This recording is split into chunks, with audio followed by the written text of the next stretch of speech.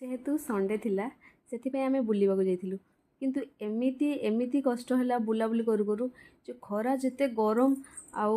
मंदिर भीतर तो कष्ट है कारण मंदिर भीतर 2 घंटा दर्शन लगिला बहुत भिड़ थिला मंदिर किंतु आम गोटे साइड को आसिक मुझे पूरा बसीगली जो मुझे कहली मुझे कौटिकी जापरिनी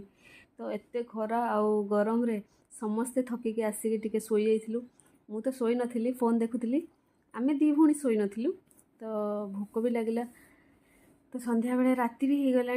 या उठिकी कौटिकी जीवे कौन आने खावा मु भाविली टिके पकुड़ी फकुड़ी करदेवा खावा तो पकुड़ी करली पकुड़ी करू करू देखिपे आमर कौन कि मोर सब बड़े बिना पियाज रसुण रोषे होता जो मुझे जो पकुड़ी गुड़ा पियाज तेल हो मुझे अल्प अल्प तेल करे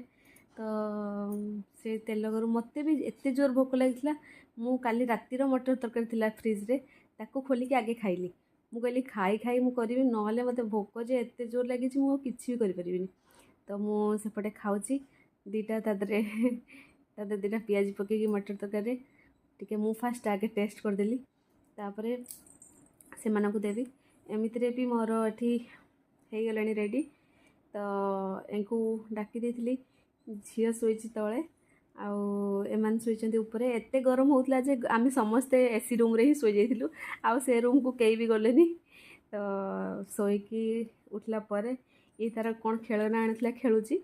आउ समस्ते पकुड़ी तो खाइले संध्या बेले किछि टिके टिफिन हो गले राति खाइबाटा जहाँ भी हेले चलिबो